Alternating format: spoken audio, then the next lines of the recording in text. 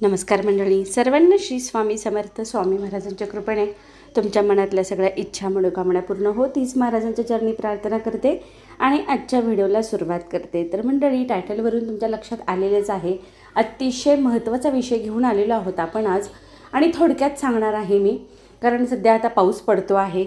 सगळीकडे पावसाने परत एकदा पुनरागमन केलं म्हणावं लागेल। तर पाऊस पडल्यानंतर आपल्याला आपल्या अंगणामध्ये, आपल्या दारामध्ये किंवा आपल्या वास्तूमध्ये कोणत्या काही शुभ वनस्पती किंवा कोणती शुभ झाडं लावायची आहेत हे आपण आजच्या व्हिडिओमध्ये पाहणार आहोत। व्हिडिओ खूप महत्त्वपूर्ण आहे, त्यामुळे शेवटपर्यंत नक्की पहा। आपण सर्वांनी स्वामी समर्थ सेवा मार्गातल्या सेवेकरांनी एकदा तरी आपल्या पवित्र महान अशा श्री गुरुचरित्र ग्रंथाचं पारायण केलंच असेल। तर त्यातील जो शेवटचा अध्याय आहे, ज्यामध्ये आपले गुरु निजानंदी होतात, तर त्यावेळी सर्व भक्तगण त्यांना जाऊन काशी विनवणी करतात ना, त्यावेळी आपले गुरु सांगतात की ह्या ज्या 5 वनस्पती आहेत, 5 फुले आहेत, ज्यांच्या ज्यांच्या वास्तूमध्ये असतील तिथे तिथे माझं वास्तव्य असणार आहेत। इतक्या ह्या वनस्पती महत्त्वाच्या आहेत, त्यामुळे ह्यातील किमान एक तरी वनस्पती, एक तरी फुलाचं झाड आपल्या अंगणात असावं, यासाठी हा केलेला छोटासा व्हिडिओ आहे।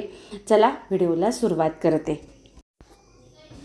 तर 5 पांढऱ्या लक्ष्मीवर्धक वनस्पतीमधील पहिली वनस्पती आहे पांढरी रुई। हिला श्वेत मांदार असेही म्हणतात। या वनस्पतीमध्ये लक्ष्मीचा वास असतो।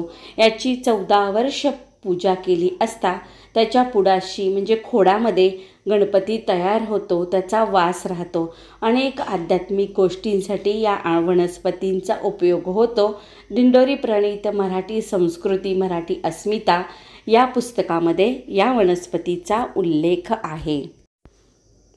त्यानंतर दुसरी वनस्पती आहे ती म्हणजे पांढरी कण्हेर। तर ही वनस्पती लक्ष्मीकारक असून हिच्या ठायी लक्ष्मीचा वास आहे, म्हणून ही वनस्पती घरात लावणे अत्यंत शुभ असते।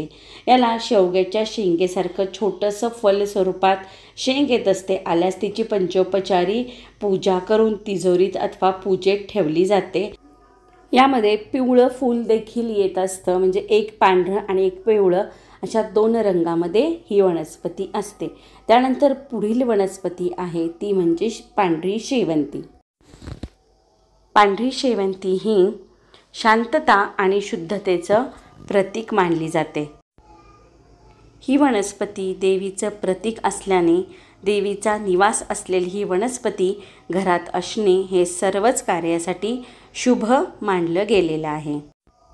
त्यानंतर पुढील वनस्पती आहे ती म्हणजे पांढरी भुईरिंगणी। हिला लक्ष्मणा असेही म्हणतात। इंद्रजित आणि लक्ष्मण यांच्या युद्धात लक्ष्मणाला शक्ती लागून ते बेशुद्ध पडले होते। त्यावेळेस रामभक्त हनुमानाने द्रोणगिरी आणला असता त्यात ही संजीवनी नामक पांढरी भुईरिंगणी लक्ष्मणा औषधास्वरूप दिली गेली होती, म्हणून हिला लक्ष्मणा असेही म्हणतात। हिला वांग्यासारखे पिवळे फळ येते। यामध्ये 2 प्रकार आहेत, वेल आणि वनस्पती। ही वेल स्वरूपात न लावता वनस्पती स्वरूपात लावावी आणि ती आपल्याला लक्ष्मीच्या सेवेमध्ये वापरावी। त्यानंतर पुढील वनस्पती आहे ती म्हणजे पांढरी जास्वंद। जास्वंद ही अत्यंत औषधी वनस्पती असल्याने हिचा अनेक आजारांवर उपयोग होतो। स्त्रियांच्या आजारांसाठी विशेषतः गुणकारी आहे। लाल जास्वंद जसे गणेशप्रिय आहे, तशी पांढरी जास्वंद लक्ष्मीप्रिय आहे। तर जो हा मानवदेह मिळालेला आहे तो सुदृढ असणे म्हणजेच लक्ष्मीप्रिय असणे आहे। अशा या 5 वनस्पती घरात असणे अत्यंत शुभ मानलं गेलेलं आहे। त्यामुळे यातील 5 पैकी एक तरी वनस्पती आपल्या अंगणामध्ये, आपल्या वास्तूमध्ये असावी, लावावी।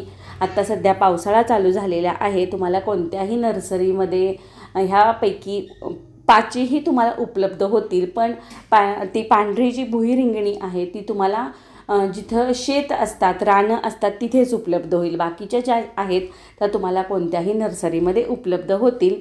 तर त्यासाठी केलेला हा छोटासा व्हिडिओ आहे।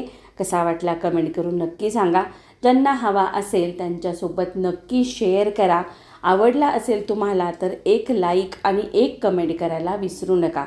चला तर मग परत भेटू अशाच नवनवीन व्हिडिओसोबत आणि नवनवीन माहितीसोबत, शॉर्ट्समध्ये नवनवीन रेसिपीजसोबत. सगळ्यांना श्री स्वामी समर्थ आणि नमस्कार.